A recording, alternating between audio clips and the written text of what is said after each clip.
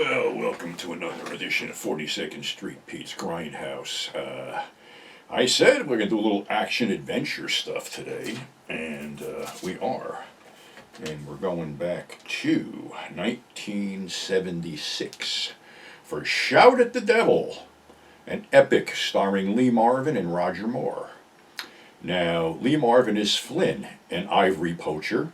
And there's a disclaimer in the movie that they say no elephants were harmed during the filming of this movie, but you did see a bunch of tusks laying around, so go figure. So anyway, Roger Moore is Sebastian, a British aristocrat who is hoodwinked into doing something for Flynn, and they wind up at Flynn's compound where he's enamored with Flynn's daughter, and they are ditching this guy named Fleischer, this German officer who goes around to the villages extracting tribute, and when he doesn't get the exact amount of tribute, he hangs somebody. We are not in the war yet, but we're getting there. So the whole thing has a bunch of things going on where basically they hijack a German, take his uniform, put it on Sebastian, send him around to collect the taxes, which they know it's bullshit, but then they run into Fleischer and steal his money. So Fleischer has a huge mean on for Flynn. And Fleischer is played by a German character actor named Reinhard Koldenhoff, who basically started working in film in 1941 and had something like 213 credits. And you might remember him in spaghetti westerns like The Revengers and A Reason to Live, A Reason to Die, and things like that. So he was always around. Anyway, once the war breaks out, that gives Fleischer carte blanche to do whatever the fuck he wants to do. And he basically attacks Flynn's compound with Flynn and Sebastian not being there and kills Sebastian's daughter that was had by, Flynn's daughter. So anyway, they kill the baby. So now there's revenge out there. And Flynn has a right-hand man, Muhammad, played by Ian Holm, which is basically the second time Ian has played an Arab. He also played an Arab leader in March or Die. So now it's sort of like they hooked up with the British and they need to sink this battleship and get revenge on Fleischer. So there's a bunch of really cool battle scenes going on as, Flynn gets on the ship and sets some charges and things, but he is found out and basically killed. His right-hand man, Muhammad, is also killed, and the ship is blown up. But Fleischer, the sneak that he is, dives overboard and swims to what he thinks is safety until Sebastian empties a fucking rifle into his chest. The end. This one was a biggie on 42nd Street simply because of the names Lee Marvin and Roger Moore because of the James Bond connection. It was shot, I think, in South Africa, and Moore got a lot of heat for that because he was supposedly anti-apartheid, but then shot 3 movies down there. Him and Lee sort of got along because, let's face it, Roger wasn't shy about bending an elbow or two once in a while also.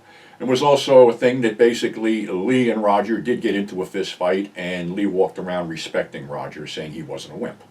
Another situation was when they were in an airport and Lee spotted a bunch of Japanese tourists and went off the deep end screaming at him because of what happened to him in World War II.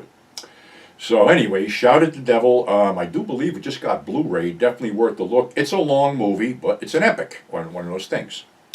So anyway, let's flip around to something else. In 1983, a pirate movie starring Tommy Lee Jones and Michael O'Keefe called Nathan Hayes. Nathaniel is this minister going with his new bride, Jenny Seagrove, to basically minister to the natives on this island, and he is ferried there by Bully Hayes, not knowing that Bully is supposedly this notorious pirate who does all kinds of bad things. Actually, Bully is none of the same. He is a buccaneer, but his big problem is that he got in a fight over a girl with an old friend of his, Ben Pease, and there was a gunfight, and he shot Ben's balls off. So Ben sort of has, for lack of better words, a hard-on for Bully. And whenever he does something like raiding the compound, killing the girl's parents, leaving Nate unconscious, stealing his bride to sell her to a cannibal tribe, he leaves his mark over there, implicating Bully. So now Nate thinks that Bully was behind the whole thing and is after him for revenge, but they team up and they go after Pease. Pease is played by someone you probably wouldn't recognize, Max Phipps, who was the toady in The Road Warrior and some other Australian films. So it's a lot of great scenery in this one. This was shot down near the Fiji Islands and around New Zealand and stuff like that. And the battle scenes are cool. The ships are cool. Eventually, Bully is captured by his arch rival and sentenced to hang. But when he gets up there, the minister turns out to be Nate and his bride, and they are freed and get away. And of course, Ben Pease gets his. This one came out at the advent where a lot of shit was going to run a couple days in the movie theater and then get flipped to home video for a tax write-off. Did this play on 42nd Street? Did it get theatrical? I can't say because I never saw it there. I caught it on a cable station late at night and really loved the film. Again, this one's out on Blu-ray also. It's definitely worth a look. Really, two really good action-adventure films with no bullshit, with some, mainstream stars that basically all started out in grindhouse films anyway. So, and these films have history, and we don't get epics like this anymore because everything is like CG now. And before I end this segment, a happy 71st birthday to Godzilla, and maybe we'll do a lot of little Godzilla tribute a little down the road this month. So that's our show for today. Thanks for subscribing. Thanks for tuning in. Above all, stay safe, and we'll catch you on the flip side.